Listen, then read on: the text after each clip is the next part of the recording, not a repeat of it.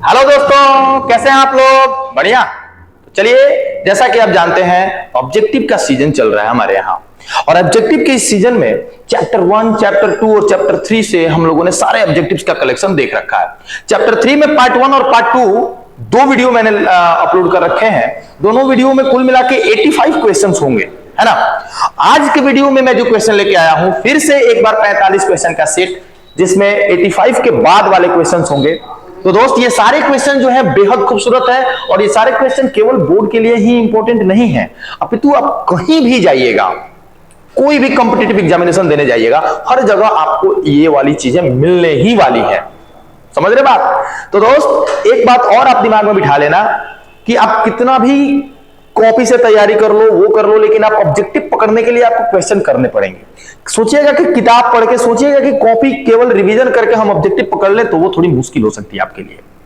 तो ऑब्जेक्टिव पकड़ने के लिए क्या करना पड़ेगा? ऑब्जेक्टिव पकड़ने के लिए आपको अधिक से अधिक क्वेश्चन करने पड़ेंगे, जो हम करा रहे हैं आपको। तो कॉपी और कलम लेके हो जाइए तैयार, और अगर आप इस चैनल पे नए हैं तो प्लीज सब्सक्राइब करिए और लास्ट तक बने रहिएगा वीडियो के। आपको बहुत बढ़िया बढ़िया चीज मिलने वाला है आपको। और सुनिए, लाइक थोड़ा कम हो रहा है, लाइक कीजिए प्लीज, ठीक है। तो चलिए क्वेश्चन में आते हैं। मैं बस, जैसा कि आप जानते हैं, मैं पहले भी बोला करता हूं कि जब मैं क्वेश्चन यहां अपलोड कर दूं, यहां पे क्वेश्चन आ गया, तो आप पहले करो क्या ना, कि खुद से ट्राई करने का प्रयास करो। और जब खुद से प्रयास कर लो ना, उसके बाद मेरा जो मैं सॉल्व करता हूं उसको देखने की कोशिश करो। देखो सवाल क्या है, मैंगनीज का विशिष्ट प्रतिरोध। विशिष्ट प्रतिरोध का मतलब होता है स्पेसिफिक रेसिस्टेंस, रो से डिनोट करते हैं। जो आपका मात्रक होता है ओम मीटर होता है। तो ये देखिए, ये 50 गुना 10 के पावर -8 ओम मीटर। तो देखो भैया, कर लेते हैं। यहां पे रो दिया हुआ है, रो इक्वल टू 50 गुना 10 के पावर -8 ओम मीटर। सर कलर बदल लीजिए, क्योंकि हमें पीला दिखाई नहीं दे रहा, ठीक है। 50 सेंटीमीटर लंबी मैंगनीज के एक घन का प्रतिरोध क्या होगा? देखो, घन की बात कर रहा है, क्यूब की बात कर रहा है, और क्यूब में सभी भुजाएं आपस में होती है बराबर। और क्षेत्रफल की जब बात आएगी, क्यूब की क्षेत्रफल की जब बात आएगी, तो किसी एक पृष्ठ का ही क्षेत्रफल लीजिएगा ना, तो क्षेत्रफल आपका हो जाएगा लंबाई गुना चौड़ाई, यानी कि 50 सेंटीमीटर को 0.5 आप बोल सकते हो, इस आप 0.5 गुना 0.5 बोल सकते हो मीटर में। और यहां पे आप कर सकते हो, यहां पे आ गया एरिया मीटर स्क्वायर। देखो मैंने किया क्या, जो भी दिया हुआ था यहां पे ओम मीटर में दिया हुआ था, आपका रो मैंने नोट कर लिया। 50 सेंटीमीटर लंबाई दिया हुआ था, एल मैंने नोट कर लिया, और एक पृष्ठ का क्षेत्रफल मैंने निकाल लिया। क्षेत्रफल क्यों निकाला मैंने, वो अभी आपको पता चल जाएगा। देखो दोस्त, घन का प्रतिरोध पूछ रहा है, तो घन का जो प्रतिरोध पूछ रहा है ना, तो क्यूब कुछ इस टाइप का ही होगा। ऐसे सवाल आपको मिला हुआ होगा। देखो ये वाला घन है, और अगर आपको यहां पे बोल रहा है कि इसका प्रतिरोध बताइए, मतलब दोस्त यहां से तार ऐसे गया होगा, तो R बराबर होता है rho into L by A. L कौन सा होता है?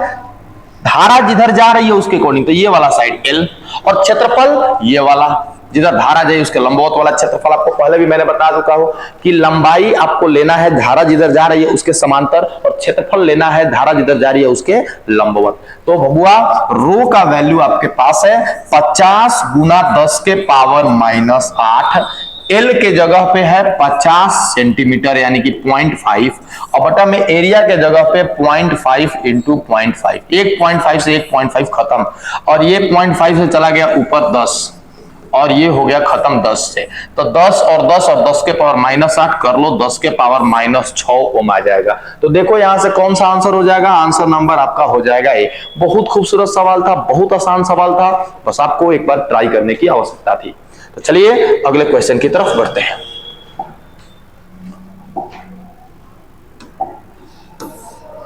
दोस्त अगला क्वेश्चन देखिए, समान वोल्टता माने वोल्टेज समान हो जाएगा। यहां पर सीधे बोल दिया कि वोल्टेज जो है कांस्टेंट। देखो जैसे जैसे बोल रहा है ना, वैसे वैसे करते जाओ। समान वोल्टता के मतलब ये कि वोल्टेज को कर दो आप कांस्टेंट, वोल्टेज नहीं बदलेगा, ठीक है। 200 वाट और 100 वाट वाले बल्बों के दो गो बल्ब है, एगो का 200 वाट है और एगो का 100 वाट है। खूब बढ़िया।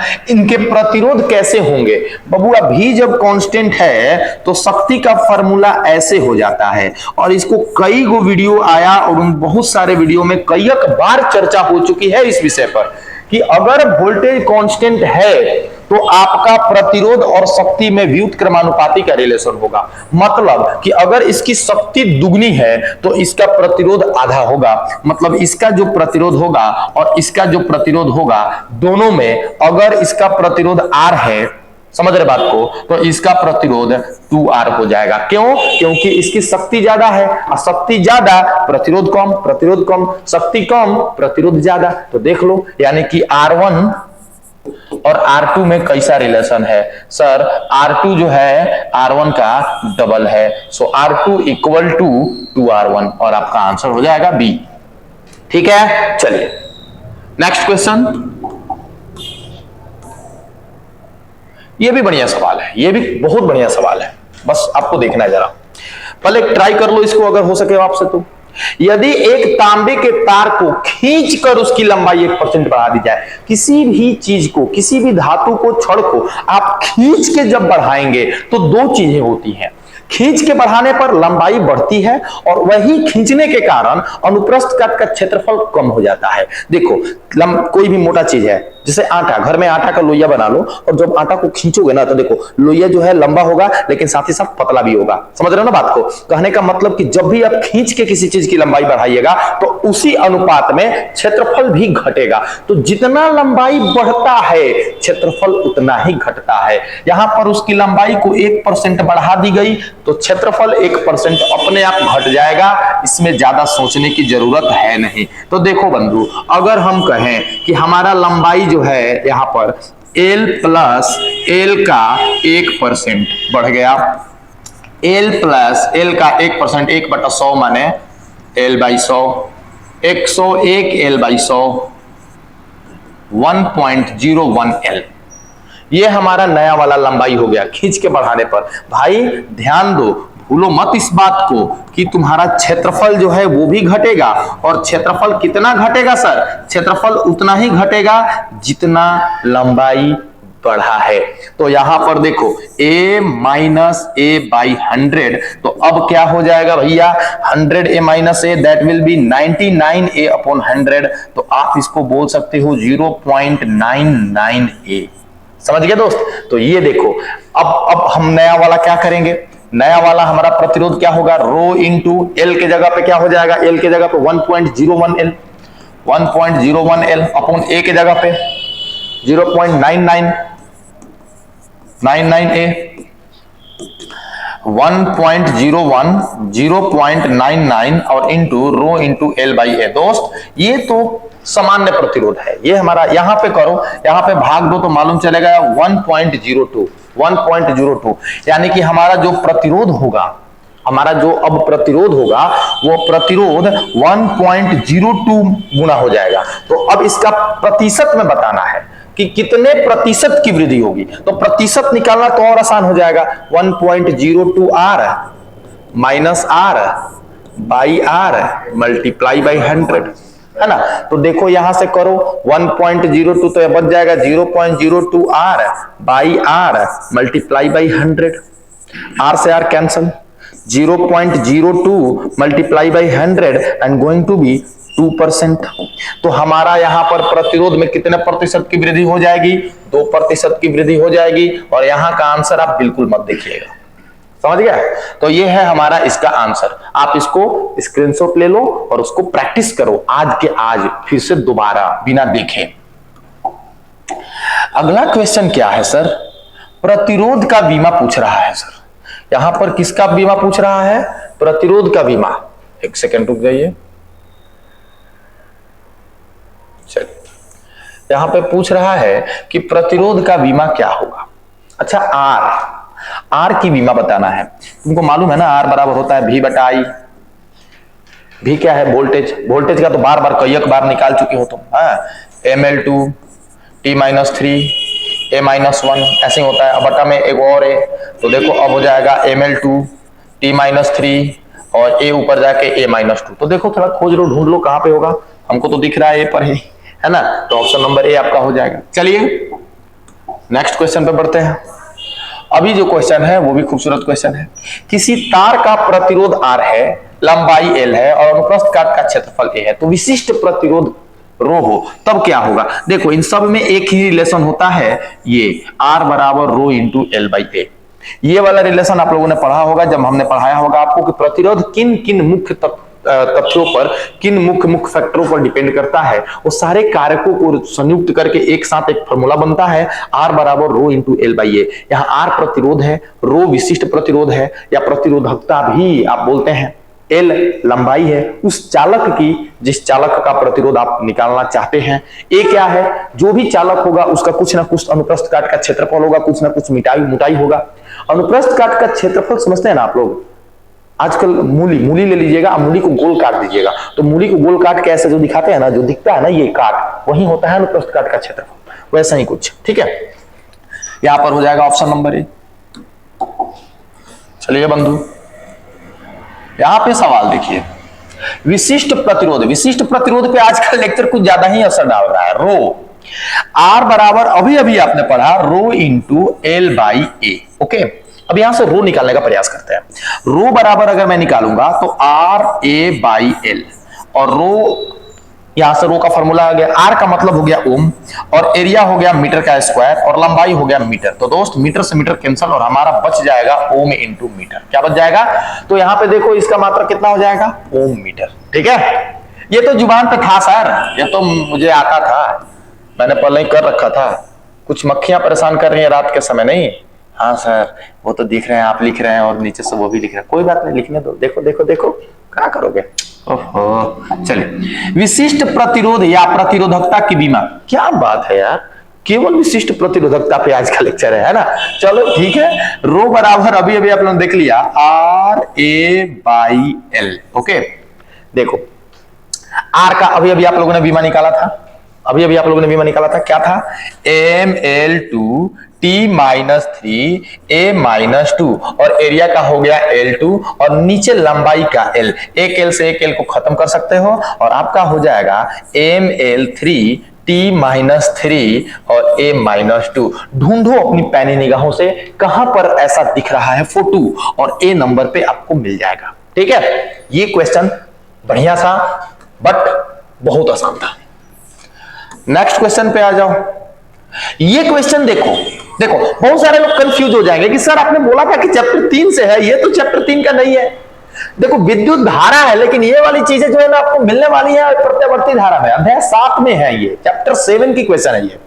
खैर फर्क नहीं पड़ता, सारे चैप्टर हम लोगों ने पढ़ रखे हैं तो मुझे परेशानी तो होने वाली है नहीं। हमारे बच्चे जो है जिंदाबाद है कि नहीं है, अगर जिंदाबाद है तो कमेंट में लिखो जय हिंद, है ना। चलो लाइक दबा के जय हिंद लिखना, ठीक है। ओके, यहां पे देखो I बराबर 0.6 साइन 100 पाई टी। यहां से कह रहा है कि विद्युत धारा की आवृत्ति क्या होगी। आवृत्ति मतलब क्या भाई, एन। आवृत्ति मतलब क्या, एन। वो एन आपको निकालना है। आओ, प्रत्यावर्ती धारा का समीकरण क्या होता है सर, I बराबर I not sine omega T होता है सर। कंपेयर कर मेरे भाई, कंपेयर कर। यहाँ पे आई के जगह पे आई है, साइन के जगह पे साइन है, और कोई चीज दिख रहा है तुमको सर, बहुत सारी चीजें दिख रही है सर। तो देखो आई नॉट के जगह पे तुमको 0.6। मेरे दोस्त अगर तुमसे पूछ देता ना कि प्रत्यावर्ती धारा का शीर्ष मान क्या है, प्रत्यावर्ती धारा का सबसे अधिकतम मान कितना है, प्रत्यावर्ती धारा का आयाम कितना है, तो तुम्हारा आंसर आ जाता 0.6। आई नोट के जगह पे 0.6, साइन के जगह पे साइन है, टी के जगह पे टी है मेरे दोस्त, ओमेगा के जगह पे क्या है 100 पाई। ओमेगा क्या है, ओमेगा बराबर 100 पाई। चलो दोस्त 100 पाई, और ओमेगा का फॉर्मूला क्या होता है 2 पाई एन। पढ़ा है एकदम पढ़ा है सर। पाई से पाई को कैंसिल, है ना, और ये 2 से 50 मर्त में गया, तो यहां से एन बराबर आ गया 50। जरूर गेस करो कि आवृत्ति का मात्रक क्या होता है। तो तुम लोग बहुत सारे लोग कमेंट नीचे करेंगे सर हर्ट्ज होगा, क्योंकि आपने पढ़ा है। देखो यहां पर आपका आंसर हो जाएगा 50 हर्ट्ज। तो देखो 50 कहां है इसमें ऑप्शन में, हालांकि ऑप्शन में मात्रक नहीं दिया, कोई बात नहीं, आपका आंसर 50 हो जाएगा। बढ़िया लगा ये सवाल, बढ़िया था, और ये बहुत बार पूछा हुआ सवाल है, ऐसा देख लो 2017 में आया हुआ है ये, है ना। चलिए क्वेश्चन नंबर नेक्स्ट है, अच्छा सवाल होगा। एक बंद परिपथ का प्रतिरोध 10 ओम है, खूब बढ़िया, प्रतिरोध दे दिया आपको 10 ओम, ठीक है। इस परिपथ से t समय में चुंबकीय फ्लक्स दिया हुआ है फाई, नोट कर ले भाई मेरे, अरे वो फाई इतना है +1, ओके। आर बराबर 0.25 सेकेंड, अरे 0.25 सेकेंड आर कैसे हो सकता है सर, टी होना चाहिए, टी होना चाहिए। परिपथ में प्रवाहित धारा कितनी होगी, देखो यहां फ्लक्स की बात किया हुआ है, फ्लक्स बदल रहा है, और जब फ्लक्स बदलता है ना तो विद्युत चुंबकीय प्रेरण की घटना होती है। यहां पर पहले एक काम करते हैं, पहले मैं ईएमएफ निकालने का प्रयास करता हूं, और जैसा कि तुम जानते हो विद्युत चुंबकीय का फैराडे भाई साहब बताए थे नियम में कि E बराबर -dφ/dt होता है। चल भाई एक काम करते हैं, इसको डिफरेंशिएट कर देते हैं, 6 दूनी 12 और टी का टी 2 में से 1 गया 1 माइनस 5t का 5 और 1 का हो जाएगा 0। तो देखो संख्या का तो 0 हो ही जाता है, -12 और टी के जगह पर 0.25 दिया है। ए बबुआ 0.25 के तू 1/4 सेकेंड भी लिख सकता रहो, परेशान नहीं होके के, तो 1/4 लिख दी का सर, एकदम लिख दीजिए बबुआ, कोई दिक्कत नहीं है। और यहां पर देखिए 3 हो जाएगा, देखो दोस्त 3 हो गया यहां पर, तो माइनस ऑलरेडी है, और यहां पर 3 -5 -2 आ गया 2 वोल्ट, आ गया कितना वोल्ट, 2 वोल्ट। आप ईएमएफ आ गया आपका 2 वोल्ट। जब ईएमएफ आ गया हमारा 2 वोल्ट और हमारे पास रेजिस्टेंस ऑलरेडी दिया हुआ है 10 ओम का, तो मुझे करंट निकालने में काहे परेशानी होगा, E/R, और ईएमएफ है 10 और यहां पर है R के जगह पे, नहीं सॉरी ईएमएफ 10 नहीं है, ईएमएफ 2 है और ये 10 है, ए 0.2 आएगा एम्पियर में, 0.2 एम्पियर। देख लो ऑप्शन तुम्हारा कौन सा होगा, बी होगा। कोई दिक्कत, कोई परेशानी नहीं, मजा आ गया सर। 94 नंबर क्वेश्चन देखो, 94 नंबर क्वेश्चन देखो, फोटो देख रहे हो ध्यान से। चित्र में दिखाए गए परिपथ में दो को बैटरी लगा हुआ है, एक यहां लगा हुआ है, एक यहां लगा हुआ है, खूब बढ़िया। एक का 10 वोल्ट है, एक का 6 वोल्ट है, दोनों सेल का ईएमएफ दिया हुआ है। इसका आंतरिक प्रतिरोध 2 ओम है, इसका आंतरिक प्रतिरोध 2 ओम है, और इसका आंतरिक प्रतिरोध 1 ओम है। अब क्या कह रहा है कि सी और डी, देखो भैया सी हाई है और डी हाई है, इनके बीच के सेल का विभवांतर कितना होगा। अरे भाई दे तो दिया है 6 वोल्ट, लेकिन 6 वोल्ट जो है आंतरिक प्रतिरोध है, तो कुछ धारा, कुछ वोल्टेज सेल के अंदर वैद्युत अपघट्य में रहने वाले जो प्रतिरोध होते हैं आंतरिक प्रतिरोध के रूप में, वो वोल्ट खत्म करेंगे। तो अब इनके बीच का जो वोल्टेज, देखो हमने अप्लाई किया 6 वोल्ट, लेकिन जो वोल्टेज होगा वो बैटरी से होके आएगा। अब बैटरी में भी कुछ बैठे हुए हैं वोल्टेज लेने के लिए, वो भी कुछ लेंगे, और लेने के बाद जो भी बचेगा, क्या बचेगा, लेस देन 6 वोल्ट। तो इन दोनों पॉइंट के बीच में जो वोल्टेज होगा 6 वोल्ट से कम होगा। 6 वोल्ट के बराबर कब होता, जब ये प्रतिरोध आंतरिक प्रतिरोध होता ही नहीं, और 6 वोल्ट से ज्यादा होने की संभावना तो बिल्कुल ही नहीं है। समझ रहे बात को ना, बिल्कुल नहीं है। तो आप देख लो 6 वोल्ट से अधिक एकदम नहीं, 10 वोल्ट से अधिक एकदम नहीं, 10 वोल्ट से कम एकदम नहीं, 10 वोल्ट से कम हो सकता है, लेकिन 10 वोल्ट से कम तो 9 है, 9 तो नहीं होगा ना। एग्जैक्ट आंसर 6 वोल्ट से कम होगा, ठीक है। यह था आपका क्वेश्चन नंबर 95। चलिए बढ़ते हैं दोस्त, अभी का जो हमारा क्वेश्चन है, आवेश का पृष्ठ घनत्व का मात्रक क्या है। देखो आवेश का पृष्ठ घनत्व से याद आया कि हम इसको सिग्मा से डिनोट करते हैं, और ये आवेश बटा क्षेत्रफल होता है। पृष्ठ घनत्व surface charge density, charge upon area, तो क्यू का हो गया कूलम्ब और एरिया का हो गया मीटर स्क्वायर, तो कूलम्ब प्रति मीटर स्क्वायर, ये देख लो, ठीक है, ठीक है। चलिए दोस्त 97 नंबर क्वेश्चन देखते हैं। 97 नंबर क्वेश्चन क्या है सर, 60 वाट और 40 वाट के दो बल्ब यदि श्रेणी क्रम में जोड़े जाएं तो उनकी सम्मिलित शक्ति क्या होगी। मुझे लगता है कि ये लेक्चर में बहुत बार हो चुका है, 2 बार तो कम से कम हो ही चुका है। अगर हो गया है तो अभी कभी कमेंट में लिखो हाँ सर, लाइक करके, ठीक है। तो अब इसको बताओ कैसे करेंगे, कितना होगा इसका आंसर। श्रेणी क्रम में जुड़ा हुआ है, याद रखिएगा श्रेणी क्रम में जुड़ा हुआ है, और शक्ति है तो श्रेणी क्रम में जुड़ा हुआ है ना, तो श्रेणी क्रम में जुड़ने के लिए हम लोग ऐसे जोड़ते हैं 1/60 plus 1/40, LCM will be 240, 40 plus 60 है ना, and it's going to be 100 upon 240, 0 0 cancel, है ना, नहीं ये तो 100 हो जाएगा। एक सेकंड कर लेते हैं इसको, कितना हो जाएगा बता दो, ये 60 वाट है और 40 वाट है, कर लो भैया, कितना हो जाएगा इसका 120 हो जाएगा, 120 हो जाएगा, और ये हो गया 2 और ये हो गया 3, 5 वाट है 120, भागा दो 1/24, है ना। तो यहां पे पावर जो है वो किसके इक्विवेलेंट है 24, तो आपका इक्विवेलेंट पावर जो आएगा 24 वाट के आएगा और आपका आंसर नंबर कितना हो जाएगा टी हो जाएगा। ये बहुत बार कर चुके हैं क्वेश्चन हम लोग। चलिए यहां पे देखो सवाल को, किसी विभवमापी की संवेदनशीलता को बढ़ाने के लिए क्या क्या किया जा सकता है, 2009 में पूछा हुआ प्रश्न है। एक और सवाल था इस पर मैंने कराया था और उसमें मैंने बताया था कि किसी भी विभवमापी में जो वोल्टेज होता है वो उसकी लंबाई के समानुपाती होता है। अगर आप उसकी संवेदनशीलता को बढ़ाना चाहते हैं तो लंबाई को बढ़ा दीजिए। ऑप्शन पढ़ते हैं, लंबाई शायद नहीं है यहां, इसकी लंबाई को घटाना चाहिए। अरे घटाने पर संवेदनशीलता घट जाएगी भैया, धारा को बढ़ाना चाहिए, धारा से तो कोई मतलब ही नहीं है। हाँ एक चीज और, अनुप्रस्थ काट का क्षेत्रफल भी अगर आप बढ़ा देते हो ना तो विभवमापी की जो संवेदनशीलता है, सेंसिटिविटी है, वो बढ़ जाती है। समझ रहे बात को। तो विभवमापी की संवेदनशीलता को अगर आप बढ़ाना चाहते हैं तो दो काम कर सकते हैं दोस्त, एक या तो अनुप्रस्थ काट का क्षेत्रफल बढ़ा दीजिए या तो उसकी लंबाई बढ़ा दीजिए। देखिए अगर आपके पास ऑप्शन में दोनों मिल जाए कि सर लंबाई बढ़ा देने पर होगा कि अनुप्रस्थ काट का क्षेत्रफल बढ़ा देने पर है, तो तीसरा ढूंढिए दोनों है कि नहीं है। अगर नहीं है तो लंबाई वाले को प्रीफर कर देना है, लंबाई बढ़ाने पर ज्यादा बढ़ती है। बट यहां पर लंबाई नहीं है तो हम यहां पर ए नंबर ऑप्शन को क्लिक करेंगे। क्लियर। 99 नंबर क्वेश्चन पे आते हैं, सेल का विद्युत वाहक बल किससे मापा जाता है। देखो सेल का विद्युत वाहक बल मापना हो या बहुत सारे सेलों का आपस में कंपेयर करना हो तो उस समय आप विभवमापी का प्रयोग करेंगे। नो डाउट, एकदम याद रखिए कि जब भी आपको सेल का विभवांतर मापना हो, सेल के विभवांतर को विभवांतर नहीं बोलते, विद्युत वाहक बल बोलते हैं, अगर उसको मेजर करना है तो आप एक काम कर सकते हो, आप किसका इस्तेमाल करोगे, किसका, विभवमापी का। तो आप आंसर ढूंढो, आंसर नंबर हो जाएगा डी। चलिए दोस्त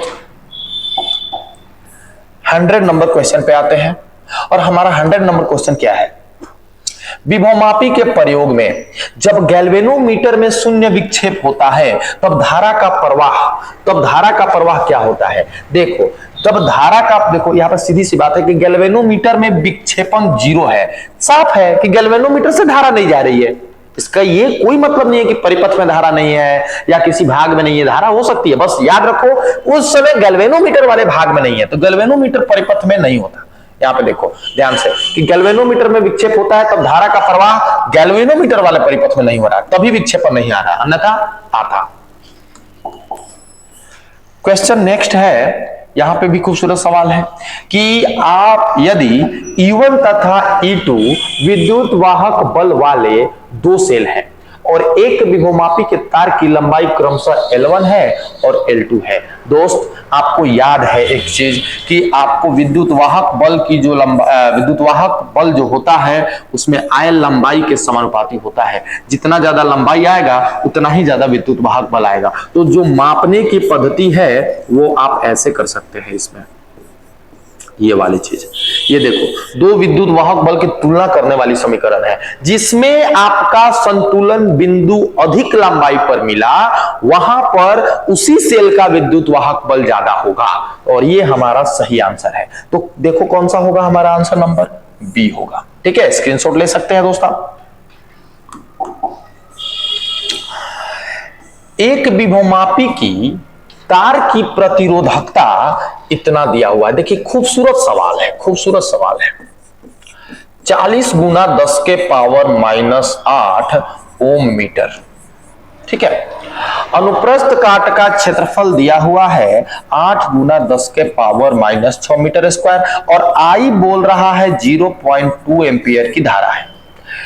एक विभवमापी में तार की प्रतिरोधकता दिया है, अनुप्रस्थ काट का क्षेत्रफल दिया है और इसमें 0.02 एम्पियर की धारा प्रवाहित होती है, तो तार की विभव प्रवणता बताइए। देखो विभवमापी में विभव प्रवणता को K से डिनोट किया गया था, विभवमापी में बबुआ विभव प्रवणता को किससे डिनोट किया गया था?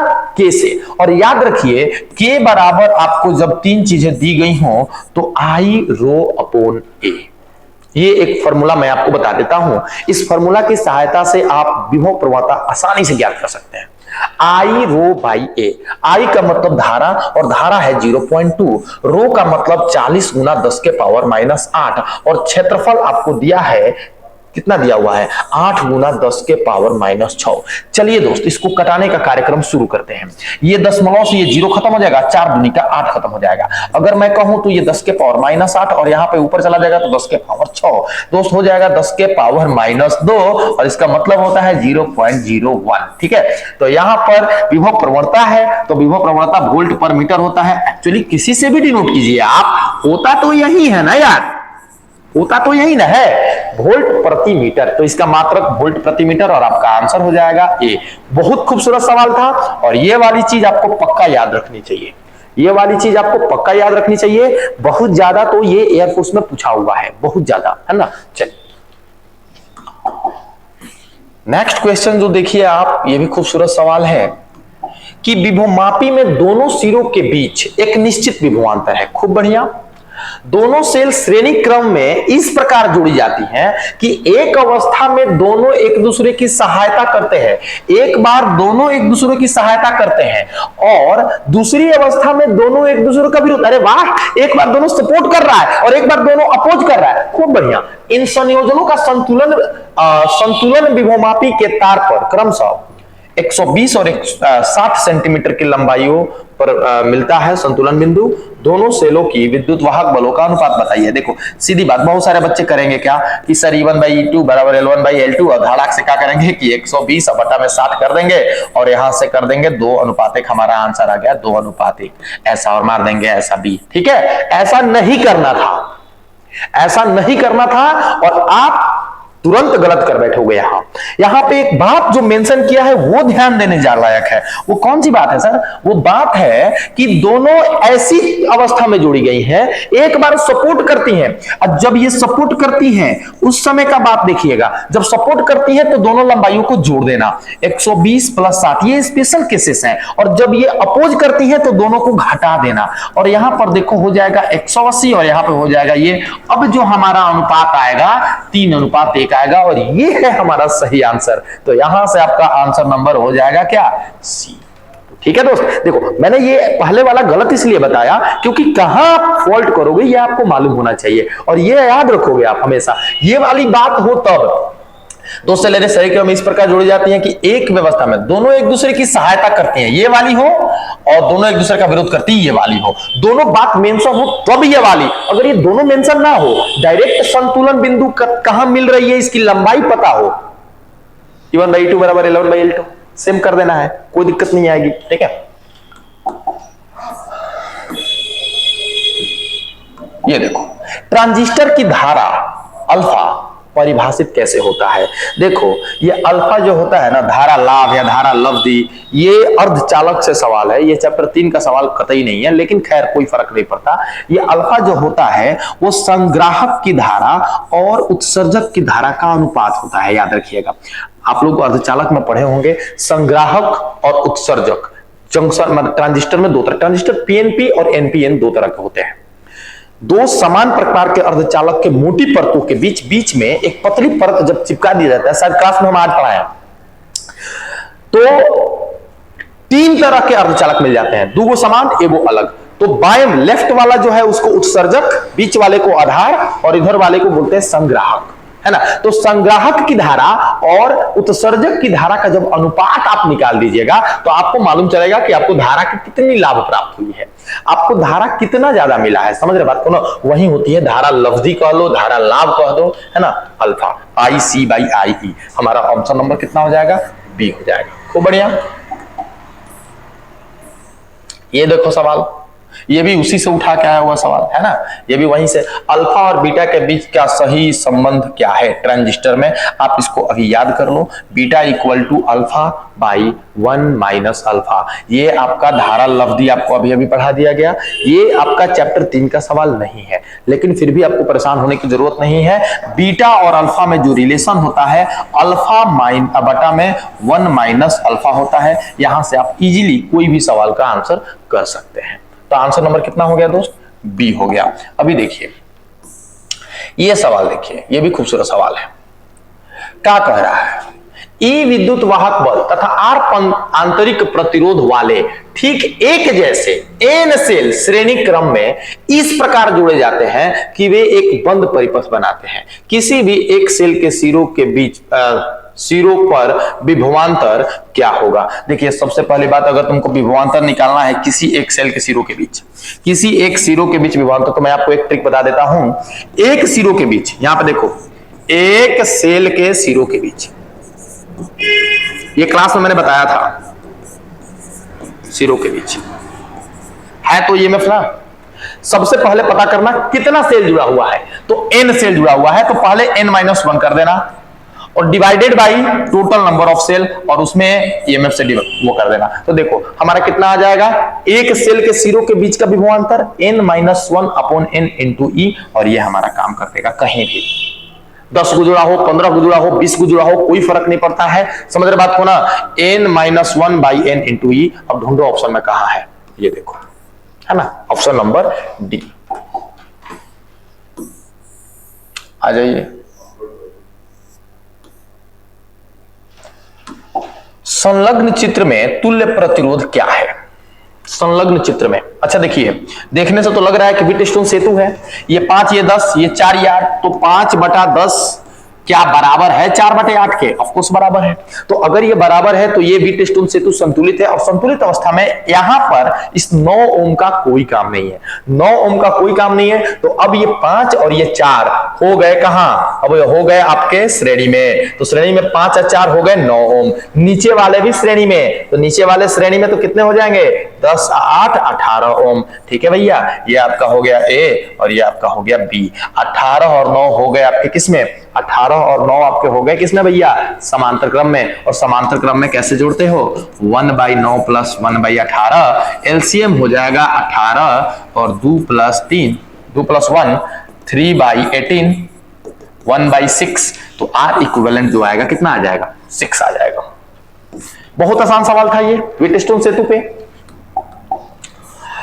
नेक्स्ट क्वेश्चन, व्हीटस्टोन सेतु का उपयोग किया जाता है किस लिए। यहां पर विद्युत वाहक बल मापने के लिए किसका इस्तेमाल किया जाता है, विभव मापी का। धारा मापने के लिए किसका किया जाता है, देखो धारा मापने के लिए एक तो आप एम्पियर का करते हो, और अगर विद्युत अपघट्य के भीतर का धारा मापना हो तो वोल्टामीटर का। आवेश मापना हो, आवेश अगर मेजर करना हो तो यहां पर इलेक्ट्रोमीटर होता है, और प्रतिरोध अगर मापना है तो व्हीटस्टोन सेतु का। तो देखिए यहां पर हमारा आंसर हो जाएगा option number C. 109 number question में आइए। यहां पर एक फार्मूला आपको दिख रहा है स्क्रीन पे, ये सिग्मा, और आपसे पूछ रहा है कि यहां पर सिग्मा क्या है।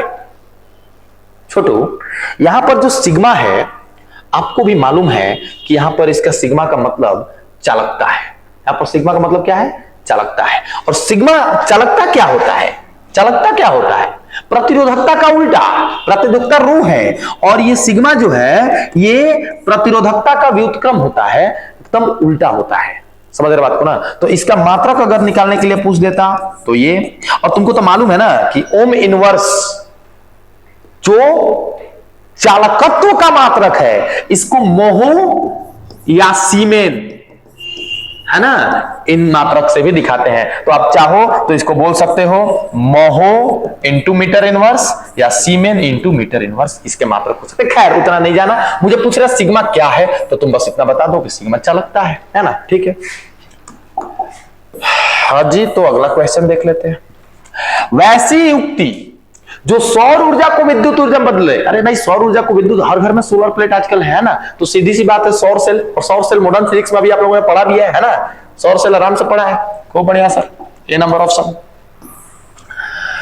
एक सेल का विद्युत वाहक बल ई वोल्ट है, एक सेल का विद्युत वाहक बल E वोल्ट है। जब इसे लघुपथित किया जाता है, जब इसे क्या किया जाता है, लघुपथित किया जाता है ना। चलिए, एक सेल का विद्युत वाहक बल E वोल्ट है, जब इसे लघुपथित कर देते हैं तब इसका टर्मिनल वोल्टेज कितना हो जाएगा। देखिए, लघुपथन का मतलब शॉर्ट सर्किट, जब शॉर्ट सर्किट हो जाएगा तो उस समय इसका टर्मिनल वोल्टेज जीरो हो जाएगा। कितना हो जाएगा, जीरो। जब आप शॉर्ट सर्किट कर दीजिएगा तो यहां पर जो भी टर्मिनल वोल्टेज होगा वो सब क्या हो जाएगा, जीरो हो जाएगा। तो चलिए दोस्त आगे बढ़ते हैं, इस क्वेश्चन में देखते हैं। एक सेल का विद्युत वाहक बल E वोल्ट तथा आंतरिक प्रतिरोध R ओम है। इसे R के बाह्य, देखो ऑलरेडी पहले ध्यान देना, E वोल्ट था, पहले R पे जा रहा था, एक और R से हम लोगों ने जोड़ दिया। तो पहले E पूरा का पूरा ये खाता था, अब जो है ये भी खाने लगा। तो अब इसको कितना मिलेगा, सीधी बात है, जुड़ने पर जो टर्मिनल वोल्टेज हो जाएगा पहले के कंपैरिजन में कितना हो जाएगा दोस्त, आधा हो जाएगा। सिंपल सी बात है, इतना आसान है ना। क्वेश्चन नंबर 113, देखिए, एक प्राथमिक सेल का विद्युत वाहक बल 2 वोल्ट है। खूब बढ़िया, खूब बढ़िया। देख, तो जो दिया नोट करते जाओ। इसे लघुपथित कर देने पर 4 एम्पियर की धारा प्राप्त होती है। इसका आंतरिक प्रतिरोध बताइए। बस कुछ नहीं है, आपका E और ये 4 हमारा आ जाएगा 0.5 ओम।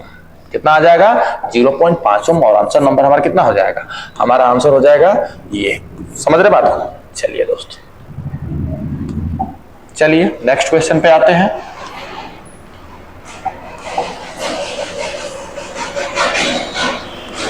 एक सेल का विद्युत वाहक बल दिया हुआ है, बढ़िया सवाल है। एक सेल का विद्युत वाहक बल 1.5 वोल्ट,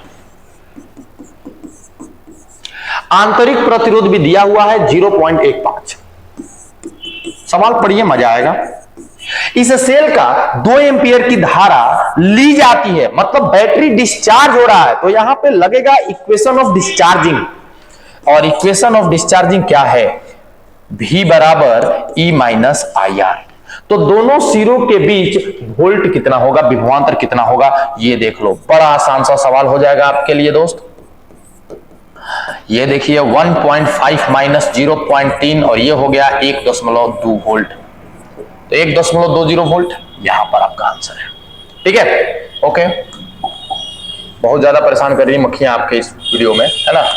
बहुत ज्यादा अपने से पढ़ने की कोशिश कर रही है सब। चलिए, संलग्न चित्र में प्रदर्शित परिपथ में सेल का आंतरिक प्रतिरोध R है। खूब बढ़िया, इसका प्रतिरोध R है।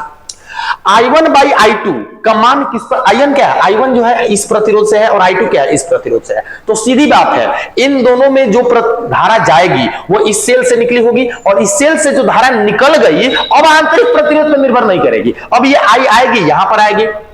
अब अगर ये ज्यादा होगा तो I1 कम हो जाएगा, अगर ये कम होगा I2 ज्यादा हो जाएगा। मतलब ये I1 और I2 दोनों का जो वैल्यू है वो अब डिपेंड करेगा केवल R1 पर और केवल R1 पर, R2 पर, दोनों पर, है कि नहीं है। R1 पर निर्भर करेगा I1 और R2 पर निर्भर करेगा I2। तो इस तरह से हम ये बोल सकते हैं कि I1 और I2 का जो रेशियो है वो केवल R1 और R2 पर निर्भर करना चाहिए। तो आइए पढ़ते हैं, R1 R2 और R पर नहीं, एकदम नहीं। R पर तो निर्भर नहीं करेगा, सेल से निकल गया, अब निकल गया तो नहीं निर्भर करेगा, केवल R1 एवं R2 पर। ठीक है, चलिए नेक्स्ट क्वेश्चन पे आते हैं। ये भी क्वेश्चन बहुत खूबसूरत है, बहुत खूबसूरत है। इस क्वेश्चन पे आप लोग ध्यान दीजिएगा जरा। कह रहा है कि श्रेणीबद्ध M सेलों वाली, श्रेणीबद्ध मतलब कि इस तरह की सेलें, और कितनी, बहुत सारी M N पंक्तियां समांतर क्रम में, और ऐसी ना, मिक्स क्रम ऐसे ही पढ़ते हो ना, बहुत सारी N समांतर क्रम में जुड़ी है। इन संयोजन से 3 ओम की बाह्य प्रतिरोध में अधिकतम धारा ली जाती है। अधिकतम धारा Imax अधिकतम धारा ली जाती है। प्रत्येक सेल का आंतरिक प्रतिरोध 0.5 है। तब M और N क्या होगा, तब आपका M और N क्या होगा। तो ऐसे हालत में आपको क्या करना पड़ेगा, एक बात तो आप पहले दिमाग में बिठा दीजिए कि यहां पर आपसे 3 ओम दिया हुआ है और एक दिया हुआ है 0.5 ओम। तो जो आपका मैक्सिमम करंट होता है वो सीधी बात है कि सेल का कॉम्बिनेशन ऐसा होना चाहिए जिससे हमको अधिक से अधिक धारा प्राप्त हो। तो अधिक से अधिक धारा प्राप्त होने के लिए सीधी बात है कि यहां पर जो आपका यहां आना चाहिए, देखिएगा ध्यान से देखिएगा कि m बाई n जो होना चाहिए, m बाई n जो होना चाहिए आपका, ये रेशियो 6 के इक्वल आना चाहिए। m बाई n का रेशियो कितना होना चाहिए? 6 के इक्वल आना चाहिए। अब जरा ऑप्शन आप मिलाओ कि किसमें 6 के इक्वल आ रहा है। m 12 है और n आपका कितना है? 2 है। m 12 है और n आपका है 2। तो ऐसी हालत में, और यहां m है और यहां n है, तो 2/6 2/12 करोगे 1/6 आएगा। 8 ये तो खत्म, ये तो खत्म और ये तो खत्म। हमारा ऑप्शन नंबर कितना हो जाएगा? ए हो जाएगा। ऐसा क्यों कहा हमने? क्योंकि यहां पे देखिए m और n सेलों वाली पंक्तियां हैं और जोड़ा गया है। तो ऐसे कंडीशन में याद रखिएगा कि 3 और ये है तो रेशियो होना चाहिए 6 में। यहाँ पे तो रेशियो जब 6 के बराबर होगा तो 12 m रखेंगे और आपका n 2 रखेंगे, तभी तो ये 6 आएगा ना। तो हमारा ऑप्शन नंबर कितना हो जाएगा भाई? यहाँ पे आ जाएगा 160 का ऑप्शन नंबर ए। चलिए,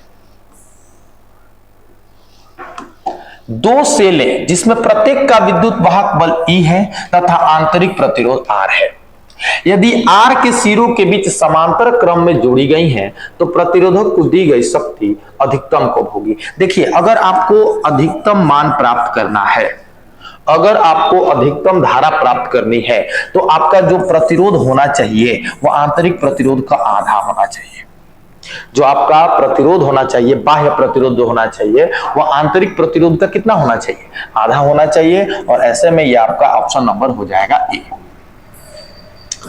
क्वेश्चन नंबर 118, किरचॉफ का विद्युत परिपथ संबंधी प्रथम नियम किस पर आधारित है? किरचॉफ का विद्युत परिपथ प्रथम नियम, देखो किरचॉफ का प्रथम नियम जो होता है, जंक्शन का नियम बोल लो, संधि का नियम बोल लो, मतलब जितनी धारा आ रही है उतनी ही धारा जाएगी। तो धारा आ रही है मतलब क्या? आवेश इकट्ठा हो रहा है। धारा जाएगी मतलब क्या? धारा जाएगी। तो जितनी आवेश आएगी उतनी आवेश जाएगी। तो ये आवेश संरक्षण के सिद्धांत पर आधारित होता है। तो हमारा ऑप्शन नंबर हो जाएगा बी। यही अगर द्वितीय नियम पूछ रहा होता तो वो ऊर्जा संरक्षण के सिद्धांत पर होता।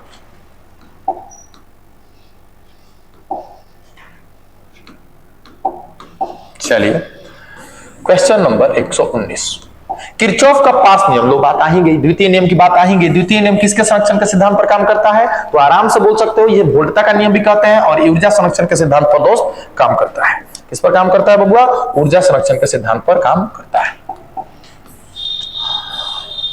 प्रत्यावर्ती विभव लगाने पर एक दिष्ट धारा उत्पन्न करने वाले संयंत्र का दिष्ट धारा, प्रत्यावर्ती विभव लगाने पर जो दिष्ट धारा उत्पन्न करे उसे दिष्टकारी कहा जाता है। दिष्टकारी दो तरह के होते हैं, एक हाफ वेव रेक्टिफायर और एक फुल वेव रेक्टिफायर। अर्ध तरंग दिष्टकारी और एक पूर्ण तरंग दिष्टकारी। ये दोनों आप लोगों को सेमीकंडक्टर में पढ़ना है और अभी आप लोग क्लास में इसको पढ़ेंगे भी। फिर से ये अल्फा और बीटा में रिलेशन, फिर से अल्फा बीटा में रिलेशन, और ऐसा आपको मैंने पिछले क्वेश्चन में करा चुका है। ये beta equal to alpha by 1/1 minus alpha. ये देखिए सवाल, निम्नलिखित में कौन अशुद्ध कथन है? व्हीटस्टोन सेतु में अधिकतम सुग्राही होता है तो चारों प्रतिरोध का समान कोटि के हो। देखो व्हीटस्टोन सेतु सबसे बढ़िया काम कब करेगा? व्हीटस्टोन सेतु सबसे बढ़िया काम तब करेगा जब चारों प्रतिरोध जो है समान कोटि के होंगे तब। क्या यह सही है? जी एकदम सही है। दूसरा, व्हीटस्टोन सेतु में धारामापी तथा सेल का स्थान परस्पर बदलने पर सेतु का संतुलन प्रभावित होता है? बिल्कुल नहीं, है ना। आप जहां पे धारामापी लगाए हैं और जहां पे सेल लगाए हैं, अगर दोनों को आप इंटरचेंज कर दें तो विभवमापी व्हीटस्टोन सेतु जो होता है उस पर कोई असर नहीं आता, वो वैसे का वैसे ही काम करता है। तो ये गलत कह रहा है कि प्रभावित होता है, लेकिन ऐसा होता नहीं है और यही अशुद्ध कथन है, यही अशुद्ध कथन है। तो हमारा आंसर नंबर कितना हो जाएगा? बी हो जाएगा। चलिए दोस्त,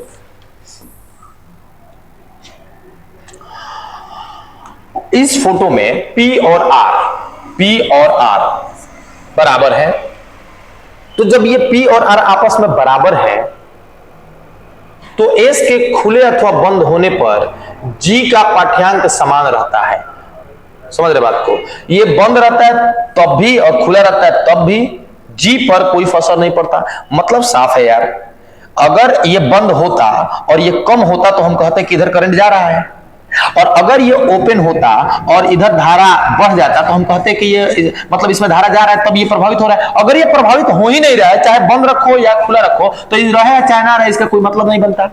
मतलब कि इससे धारा जा ही नहीं रही है, तो जितनी धारा आर से आ रही है उतनी पूरी की पूरी धारा जी पर जा रही है। इसका मतलब ये हुआ कि आर से धारा और गैल्वेनोमीटर से धारा आपस में दोनों क्या हो रही है, बराबर हो रही है। तो देखो ऑप्शन में ढूंढो कहां पे होगा, आई आर इक्वल टू आई जी, और ऑप्शन नंबर कितना हो जाएगा, ये हो जाएगा।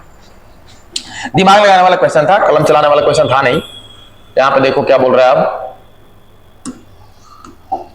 विद्युतीय परिपथ के किसी बिंदु पर सभी धाराओं का बीजीय योग क्या होता है, शून्य होता है। और यह किरचॉफ का प्रथम नियम है, जो ऊर्जा संरक्षण के सिद्धांत पर नहीं बल्कि आवेश संरक्षण सिद्धांत पर काम करता है। ऊर्जा संरक्षण के सिद्धांत पर कौन काम करता है, यही चीज, यही किरचॉफ का दूसरा नियम, जिसे आप वोल्टता का नियम बोलते हो, लूप का नियम बोलते हो, ये दोनों आप याद रखिएगा। फर्स्ट लॉ जो आप धारा का नियम बोलते हो, आपको आवेश संरक्षण के सिद्धांत पर, आवेश संरक्षण के सिद्धांत पर, और सेकंड लॉ यह है किस पर, ऊर्जा संरक्षण के सिद्धांत पर। ये किसके लिए बात हो रही है, किरचॉफ के लिए बात हो रही है। ये दोनों चीजें बहुत बार ऑब्जेक्टिव में पूछ चुका है और आगे भी संभावना बनती है, तो इसको आप पक्का याद रखोगे। यहां पे देखो, ये भी क्वेश्चन बहुत बार आ चुका है और ये बहुत बार आपको बता भी चुके हैं हम, है ना। दो सेलों को जिनका विद्युत वाहक बल E1, देखो यहाँ पे एक विद्युत वाहक बल E1 और आंतरिक प्रतिरोध R1 है, खूब बढ़िया। इसके नीचे एक और है और इसका आंतरिक प्रतिरोध R2 है, इसका E1 है, इसका E2 है। अब क्या कह रहा है ना कि तुल्य विद्युत वाहक बल बताइए। चलो एक काम करते हैं, यहां से पहले धारा निकाल लो। यहां से अगर धारा निकालोगे R1 तो क्या आ जाएगा, E1 बटा में धारा निकालो, धारा निकालने की बात हो रही है I1, तो E1 बाई R1। यहां से धारा निकालो, धारा कितनी हो जाएगी, E2 बाई R2। कुल धारा कितनी हो गई मित्र, कुल धारा जो आएगी आपकी I1 प्लस I2, जोड़ डालो इसको, E1 by R1, E2 by R2, है ना। R1 R2 एलसीएम हो गया, R1 R2 एलसीएम हो गया, यहां पर हो गया E1 R2, अब प्लस में हो गया E2 R1। ये देखो कुल धारा आ गई।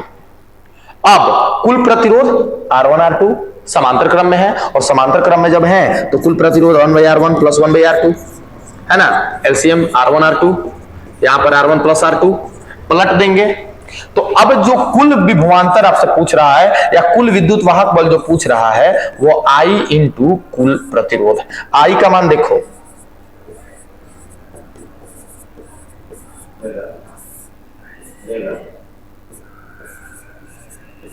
R का मान इसे पलटना पड़ेगा, R1 R2 बटा में R1 प्लस R2।